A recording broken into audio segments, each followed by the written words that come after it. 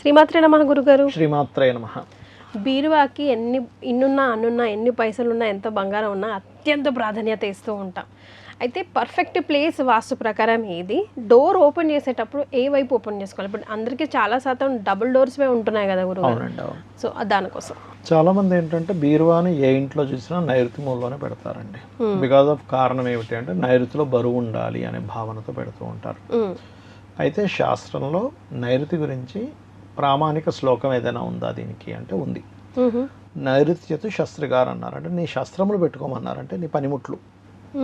ఒక software employee తన ల్యాప్టాప్ని, డాక్టర్ గారు తన స్కోప్ని, ఒక రైతు తన నాగల్ని పెట్టుకోవాలి. అంటే ఏ వృత్తిలో ఉండేవాళ్ళు దానికి సంబంధించి పెట్టుకోమని చెప్పారు. నైరుత్యత శాస్త్రి గారు అంటే బరువులు పెట్టమని చెప్పారు, అలాంటివి పెట్టుకోమని చెప్పారు. బీరువా పెట్టుకోండి, కానీ అక్కడ డబ్బులు పెట్టాలని రూల్ ఏం లేదు. చాలా మంది ఏంటంటే బీరువాలో ధనం పెడతాం కాబట్టి నైరుతిలో పెట్టేసి నైరుతిలో డబ్బులు పెడతాం. కానీ సమ్ టైమ్స్ ఏమవుతుందంటే టిల్ట్ అని ఉంటుంది మనకి. ఒక్కొక్క ఇల్లు ఒక 5 degrees 10 degrees 3 degrees లేకపోతే 20 degrees టిల్ట్ అవుతూ ఉంటాయి. 30 degrees కూడా టిల్ట్ అయినా ఉంటాయి. అవి ఒక్కొక్కసారి ఇటు టిల్ట్ అవుతుంది రివర్స్లో. అంటే ఆల్మోస్ట్ అది సౌత్ వైపు టిల్ట్ అయింది అనుకోండి, అప్పుడు దక్షిణ నైరుతి అంటే టాయిలెట్స్ జోన్, వేస్టేజ్ జోన్ ఏదైతుందో అది నైరుతి వైపు వస్తుంది. అలా నైరుతి వైపు వచ్చినప్పుడు మీరు బీరువా పెట్టి అక్కడ డబ్బు పెడితే డబ్బు నిలబడదు, ధన నష్టం జరుగుతుంది, ధనపరంగా చాలా ఇబ్బంది పడతారు, వేస్టేజ్ ఎక్కువ అవుతూ ఉంటుంది. చాలా మంది ఇళ్లలో ధన నష్టము, బంగారం వెళ్ళిపోయిందండి అనడానికి, లేకపోతే ల్యాండ్స్ అమ్మేసుకున్నాం అనడానికి కారణం ఇదే. సో అందుకే శాస్త్రం ఎక్కడ చెప్పింది అంటే నైరుతి బెడ్రూమ్ ఉంటుంది కదా, నైరుతి బెడ్రూమ్లో వాయువ్యం మూల అంటే మొత్తం ఇంటికి వెస్ట్ అవుతుంది ఆల్మోస్ట్. అది నైరుతి బెడ్రూమ్లో వాయువ్యం మూల అంటే ఉదాహరణకి ఇది నైరుతి బెడ్రూమ్ అనుకోండి కాసేపు, ఇది ఈస్ట్ అంటే మనం ఒక నైరుతి బెడ్రూమ్లో ఉన్నాం అనుకుందాం. ఇప్పుడు ఇది ఒక బెడ్రూము, ఇది తూర్పు, ఇది వెనక పడమర అవుతుంది, ఇది దక్షిణం అవుతుంది, ఇది ఉత్తరం అవుతుంది.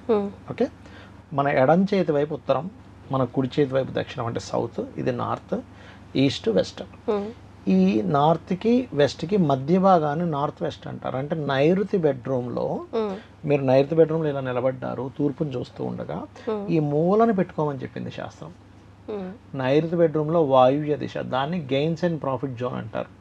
అంటే మీకు ధనాన్ని అభివృద్ధి పరిచేటువంటి స్థానము, అన్ని లాభాలు ఇచ్చేటువంటి స్థానం. ఇప్పుడు ఒకసారి ఆలోచించండి, మీరు అన్ని లాభాలు ఇచ్చే స్థానంలో మీ డబ్బు పెడితే లాభదాయకంగా ఉంటుందా? ప్రాపర్టీ కానీ, బంగారం కానీ, ధనం కానీ, లేకపోతే వేస్టేజ్ జోన్, టాయిలెట్ జోన్ దగ్గర పెడితే లాభంగా ఉంటుంది. అంతే కదా. ఎందుకంటే మీరు చాలా స్పష్టంగా చాలా క్లియర్గా మీరు అభివృద్ధి చూస్తారు. నైరుతిలో పెట్టిన దానికంటే ఒక్కొక్కసారి నైరుతి ఫైన్, కానీ ఒక్కొక్కసారి దక్షిణ నైరుతి అవుతుంది టిల్ట్ అయ్యి. అలా దక్షిణ నైరుతిలో పెట్టిన దానికి, వాయువ్యం మూల పెట్టిన దానికి మీకు చాలా తేడా ఉంటుంది. అంటే నైరుతి బెడ్రూమ్లో వాయువ్యం మూల, మరి మొత్తం ఇంటికి వాయువ్యం మూల కాదు, మొత్తం ఇంటికి వాయువ్యంలో పెట్టకూడదు. ఆ బెడ్రూమ్కి సంబంధించి మొత్తం ఇంటికి వాయువ్యంలో బియ్యం బస్తా పెట్టమని చెప్పారు, వాయువ్య భాండార సంస్థితం అని చెప్పారు శాస్త్రంలో.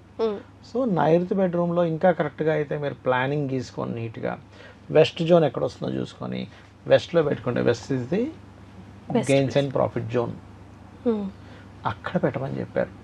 అక్కడ మీరు బీరువాయే పెట్టాల్సిన రూల్ లేదు. ఇప్పుడు నైరుతిలో బీరువా పెట్టారు, అక్కడ ఓన్లీ బట్టలు పెట్టుకొని మీ ఇంట్లో కబోర్డ్స్ ఉంటాయి కదా వెస్ట్లో మీ, ఇప్పుడు ఇది నైరుతి బెడ్రూమ్ అని చెప్పాను, ఇది తూర్పు అంటే ఈస్ట్, వెస్ట్, సౌత్, నార్త్. మీ ఎడం వైపు అంటే మీరు సూర్యోదయం అవుతున్నప్పుడు మీరు ఎదురుగా చూస్తున్నారు ఉదయం పూట, మీ ఎడం చేతి వైపు ఈ మూలని పెట్టుకోవాలి.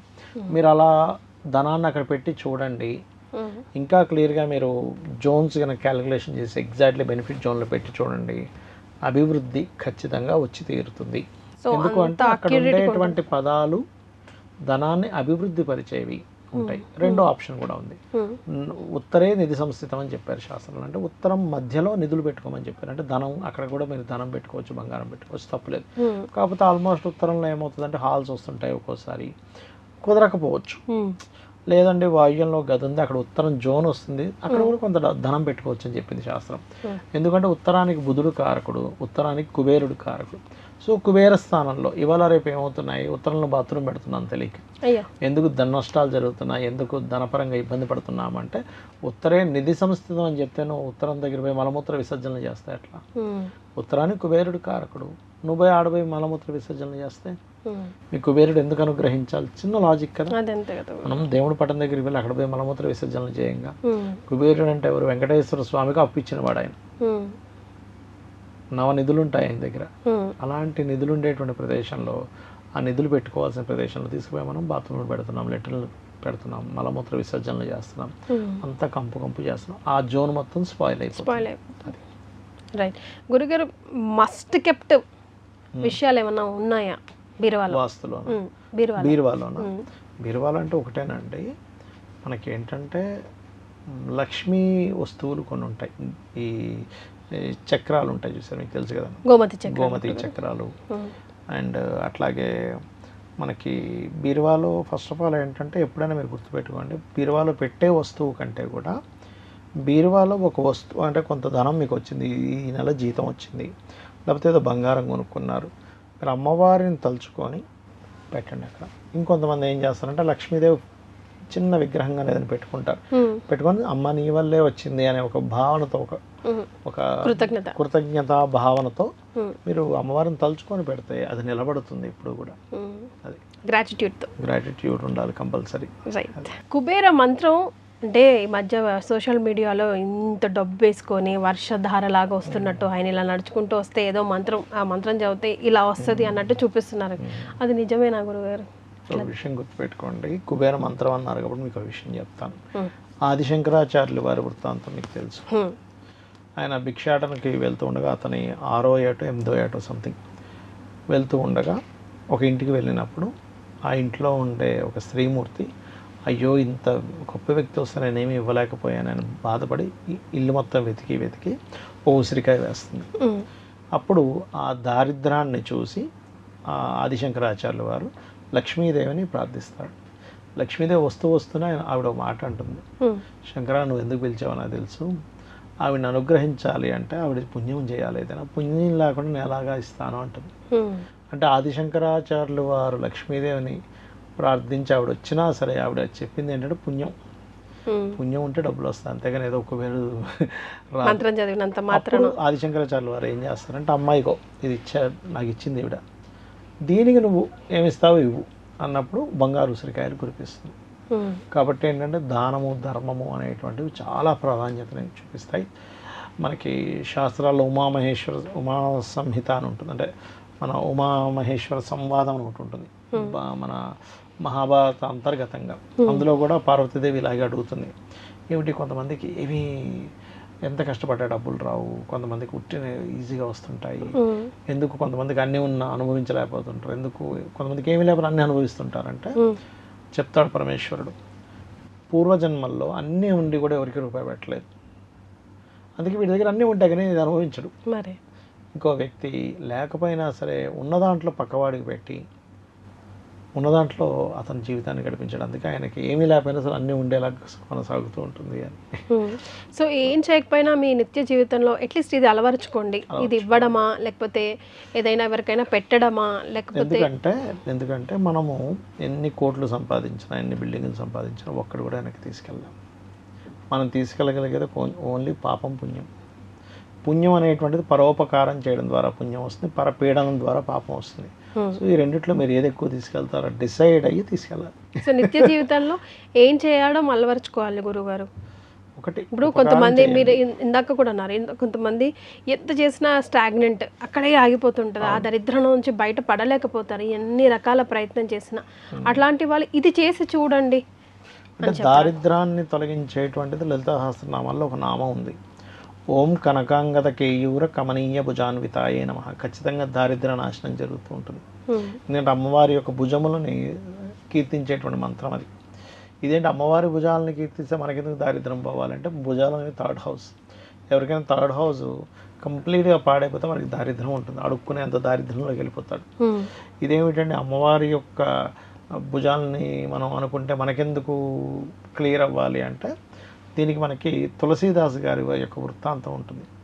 తులసీదాస్ గారి వృత్తాంతంలో తులసీదాస్ గారు మంచి హనుమద్భక్తుడు, తర్వాత రామదర్శనం జరుగుతుంది ఆంజనేయ స్వామి వల్ల, ఆంజనేయ స్వామి దర్శనం కూడా. అంత గొప్ప వ్యక్తికి ఒక వ్యక్తి అదే ఊర్లో కొంత తపశ్శక్తి వల్ల కొన్ని సాధించుకుంటాడు. అతన్ని జనాలందరూ మెచ్చుకుంటూ ఉంటే ఎవరెవరు వస్తున్నారు ఎవరు వెళ్ళట్లేదని చూస్తూ అందరూ వస్తున్నారు కానీ తులసీదాస్ నా దగ్గర రావట్లేదని అనుకొని తులసీదాస్కి ఒక ప్రయోగం చేస్తాడు అతను. దానివల్ల తనకి మొత్తం ఒళ్ళంతా మంటలు వచ్చేసి చేతులు మొత్తం ఇలా బాహువులు మొత్తం ఇలా కదలకుండా అయిపోతాయి. అప్పుడు ఆ తులసీదాస్ గారు హనుమత్ బాహుక్ అనే ఒక రచన ఉంటుంది. అది చేస్తే అతని యొక్క బాహువులు క్లియర్ అయిపోతాయి, నార్మల్ అయిపోతాడు. అంటే ఏంటి, ఈ విశ్వం అంటే ఏదో కాదు, పరమాత్మే. అదే పరమాత్మ రుద్ర రూపంలో ఉన్న రుద్రావతారమైన కూడా హనుమత్ రూపంలో ఉన్నారు, లేదా లలిత రూపంలో ఉన్నారు. మనం విశ్వానికి మూలమైనటువంటి ఒక పరమాత్మ యొక్క బాహువుల్ని ఆయన చేయగానే ఈయన బాహువులు క్లియర్ అయ్యాయి. అదేవిధంగా అమ్మవారి యొక్క ఈ కనకాంగద కేయూర కమనీయ భుజాన్విత, భుజాలకు ఉన్నటువంటి కనకాంగద కేయూరాలను మనం కనుక తలుచుకొని ఆ మంత్రం ఓం కనకాంగద కేయూర కమనీయ భుజాన్వితాయ నమః చేసుకుంటే ఖచ్చితంగా వాళ్ళ దారిద్ర్యం పోతుంది. ఎస్ రైట్ గురుగారు, థ్యాంక్ యూ సో మచ్. ధన్యవాదాలు. శ్రీమాత్రే నమః. And for more videos, Please subscribe to iDream channel. Subscribe to iDream Media. Please subscribe to iDream. Please subscribe to iDream. Please subscribe iDream. And please subscribe to iDream. For more videos, subscribe to iDream. please like, share and subscribe to the channel. Congratulations, iDream. Subscribe to iDream. Subscribe to iDream. So subscribe to iDream Media.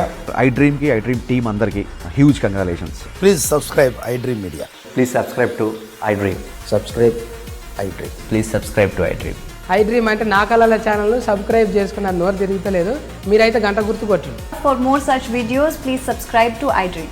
Subscribe to iDream. Please subscribe to iDream. Please subscribe iDream Media. Please do subscribe to iDream. Please subscribe to iDream Media. For best entertainment and information, please subscribe iDream. And don't forget to subscribe to iDream.